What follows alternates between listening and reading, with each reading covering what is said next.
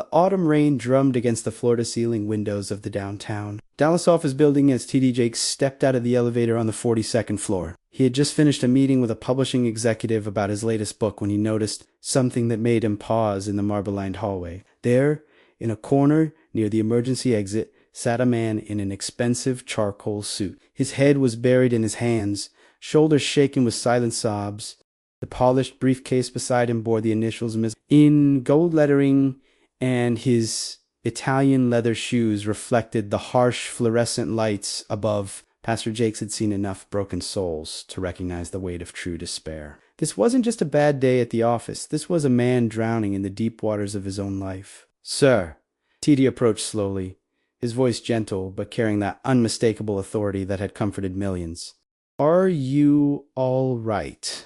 The man looked up, revealing red-rimmed eyes and a face that spoke of sleepless nights. He was perhaps in his early 40s, with graying temples and the kind of weariness that comes from carrying burdens too heavy for one person's shoulders.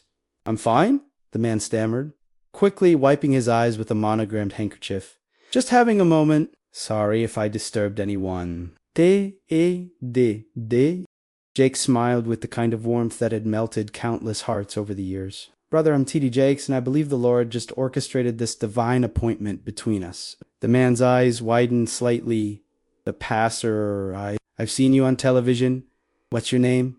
"Son, Marcus Richardson." He stood up, attempting to straighten his tie and regain some composure. "I'm the regional vice president for Henderson Financial, or ... I was until about an hour ago." T.D. nodded, understanding. Sometimes what feels like an ending is actually God's way of writing a new beginning in our story. Marcus let out a bitter laugh. "New beginning. Pastor, you don't understand. I've lost everything. My job, my reputation, and probably my family too. My wife hasn't spoken to me in 3 days, and my kids, they look at me like I'm a stranger." The hallway fell silent except for the distant hum of air conditioning and the occasional ding of elevator doors. T.D. studied Marcus's face, seeing beyond the expensive suit to the soul that was crying out for redemption. "Marcus, can I ask you something? When was the last time you felt truly alive? Not successful, not accomplished, but genuinely alive in your spirit?" The question hung in the air like morning mist, and Marcus found himself thinking deeper than he had in years. I honestly can't remember. Pastor, maybe when I was a kid, sitting in my grandmother's church in small-town Mississippi, but that feels like a lifetime ago. Sometimes God allows us to lose what we thought we needed so we can find what we actually need, T.D. said, his voice carrying decades of pastoral wisdom. If you've ever felt like this man, overwhelmed by life's pressures and wondering if anyone truly sees your pain, then you know that sometimes God sends his messengers in the most unexpected moments. What if this isn't your destruction, but your deliverance? Marcus stared at the pastor, something stirring deep within his chest. For the first time in months, maybe years, he felt a flicker of something he had almost forgotten existed. Hope. "Pastor Jakes, I don't even know how I got here. How did I become someone I don't recognize?" "Son, sometimes we have to lose ourselves completely before we can find who we were always meant to be." Jakes gestured toward 2 chairs in a nearby waiting area. "Marcus, if you've got a few minutes, I'd like to hear your story." Sometimes the Lord uses one person's testimony to heal another's heart. Marcus hesitated, glancing at his Rolex, a habit born from years of measuring life in increments of productivity. But something in the pastor's eyes made him feel safe, perhaps for the first time in months. "I grew up poor, Pastor Jakes. Real poor. My daddy left when I was 8, and my mama worked 3 jobs just to keep food on the table. I swore I'd never be broke again." Marcus loosened his tie as he spoke, as if each word was helping him breathe a little easier. "I studied like my life depended on it, because it did. Full scholarship to business school, graduated summa cum laude, climbed the corporate ladder faster than anyone in the company's history. By 35, I was making more money than my entire hometown combined." Listened with the patience of someone who understood that healing often began with honest confession. But success without significance leaves a man feeling empty, doesn't it? Exactly. Marcus's voice cracked slightly. "I thought money would fix everything. The big house, the expensive cars, the private schools for my kids. But somewhere along the way, I became someone I didn't recognize. I was working 16-hour days, missing my daughter's recitals, my son's baseball games. The pastor nodded knowingly. The enemy has a way of convincing us that provision requires us to sacrifice presence. 3 months ago, I started making some questionable decisions. Nothing illegal, but ... morally gray. Cutting corners, manipulating numbers, sacrificing integrity for profit margins. I told myself it was temporary, that once I secured the next promotion, I'd go back to doing things the right way. Marcus paused, staring at his hands. This morning, the audit results came in.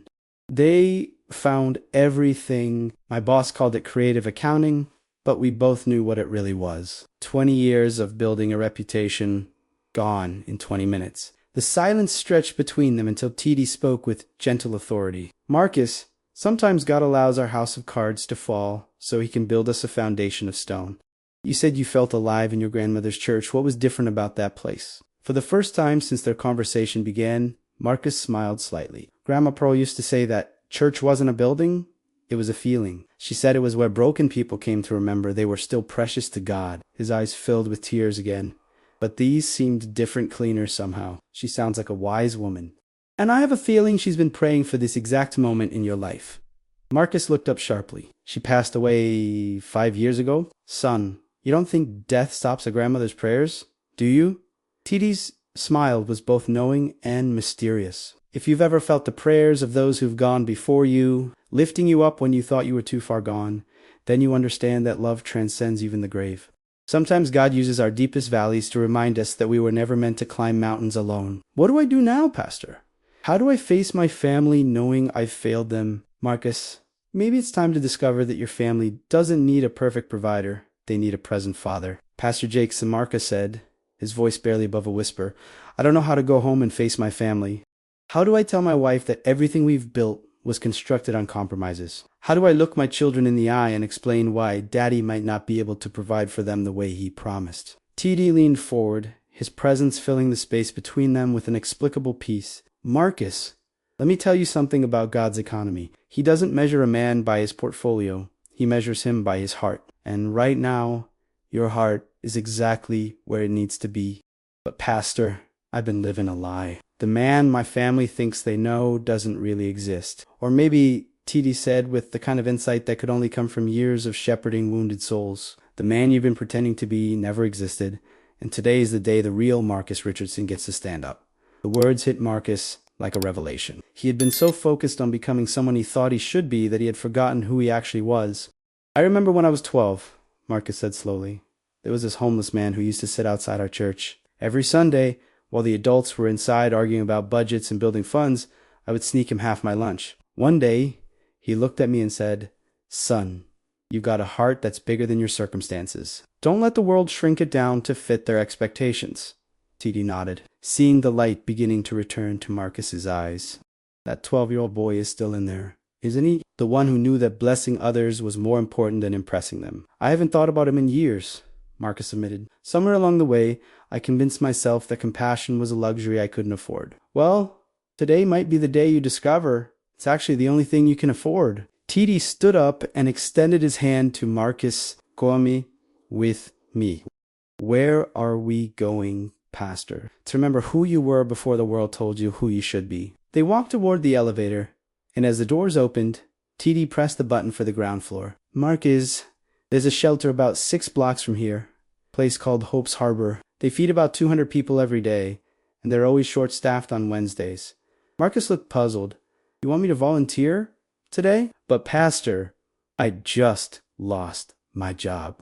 Shouldn't I be out there looking for another one? Son, sometimes the best way to find your next season is to serve in your current one. The elevator descended slowly, and TD could see Marcus processing this unexpected turn. Remember, if you've ever felt like your world was falling apart, that sometimes God uses our breakdowns to lead us to our breakthroughs. Your grandmother didn't pray for you to be successful. She prayed for you to be significant.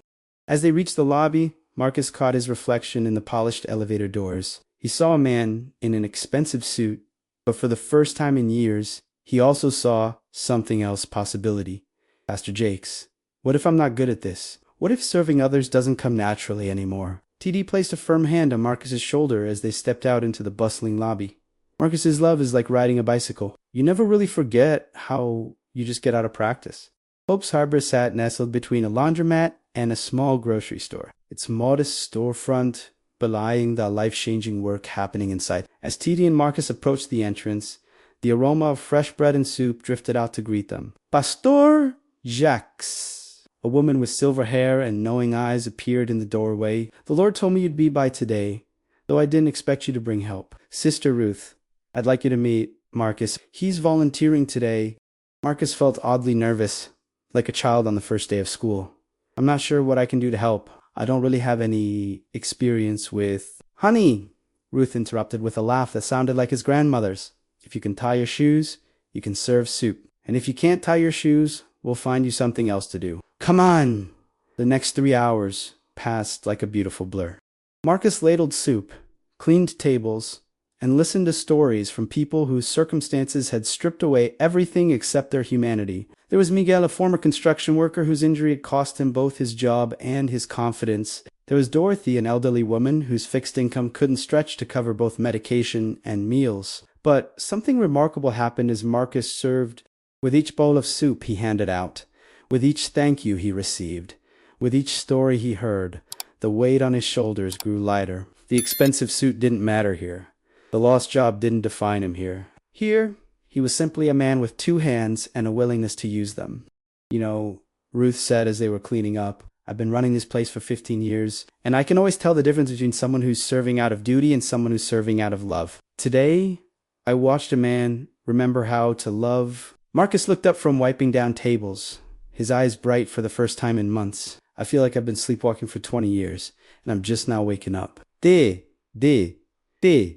who had been quietly observing the transformation, smiled with deep satisfaction. Marcus, what you experienced today isn't just about finding purpose. It's about remembering your identity. As they prepared to leave, a small girl tugged on Marcus's suit jacket. She couldn't have been more than 7 years old, with pigtails and a gap-toothed smile. Mr. Are you coming back tomorrow? Marcus knelt down to her level, his heart full in a way he'd forgotten was possible. I don't know about tomorrow, sweetheart, but I promise I'll be back. Good, she said with the confidence that only children possess. My mommy says angels sometimes wear suits. Outside Hope's Harbor, TD turned to face Marcus fully. Son, when I saw you crying in that hallway, I heard the Holy Spirit whisper something to my heart. He said, this man isn't broken, he's breaking free. Marcus felt tears coming again, but these were different tears of gratitude, of recognition, of homecoming. What do I do now? Pastor, you remember? You'll remember that little boy who shared his lunch. You'll remember your grandmother's prayers. You remember that your value was never in your salary, but in your service. TD reached into his jacket and pulled out a small card. When you go home tonight, you're going to have the most important conversation of your life with your family. Marcus took the card with trembling hands. This isn't the end of your story, TD said with prophetic authority. This is the beginning of the chapter where Marcus Richardson stopped trying to be successful and started learning to be significant. As they parted ways, Marcus sat in his car knowing the conversation ahead would be difficult, but also knowing that truth was always better than the most beautiful lie.